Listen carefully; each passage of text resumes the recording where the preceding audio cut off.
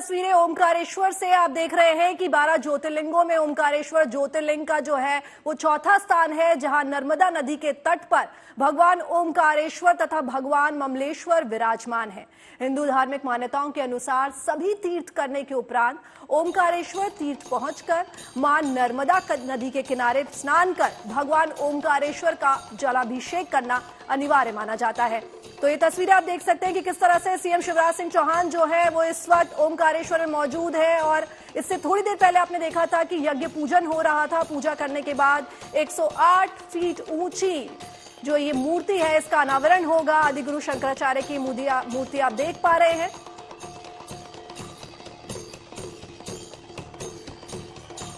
तो ओमकारेश्वर से हमारे संवाददाता रवीश पाल हमसे जुड़े। रवीश, क्या माहौल है, क्या नजारा है जो तस्वीरों के माध्यम से हम देख पा रहे हैं कि इस वक्त ओमकारेश्वर में किसी जश्न से कम नहीं हमें देख रहा है? बिल्कुल गिट्टी का अद्भुत नजारा है इस समय ओमकारेश्वर की हम बात करें। वो इलाका जो आमतौर पर ज्योतिर्लिंग ओमकारेश्वर के लिए जाना जाता है, आज वो सनातन धर्म अध्यात्म का एक बड़ा केंद्र बन गया है।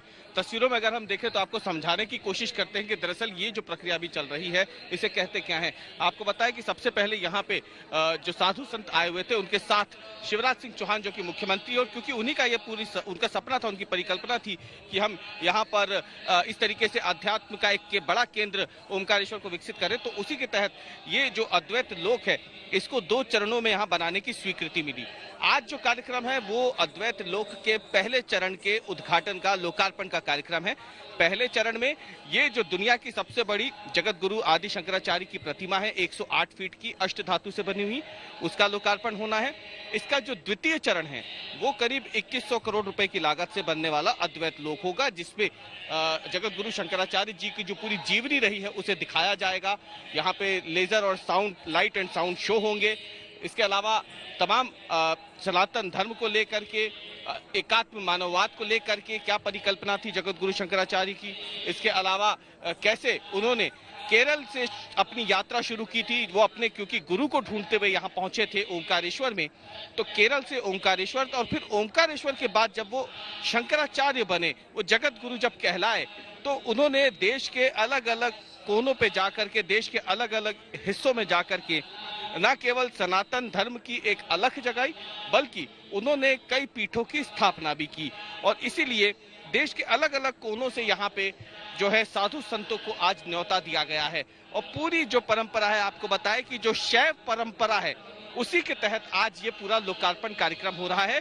शैव परंपरा के मुताबिक ही पहले यहाँ पे यज्ञ अनुष्ठान किया गया, उसके बाद शैव नृत्य परंपरा जो है, जो केरल से खासतौर से कलाकार यहाँ पे आए हैं, उनका कार्यक्रम यहाँ रखा गया। और जब मुख्यमंत्री शिवराज सिंह चौहान सभी संतों के साथ उस प्रतिमा की तरफ बढ़ रहे थे, तो उस समय भी आपने उन तस्वीरों में देखा होगा कि कैसे शैव परंपरा के तहत नृत्य करते हुए उन सभी का स्वागत किया गया।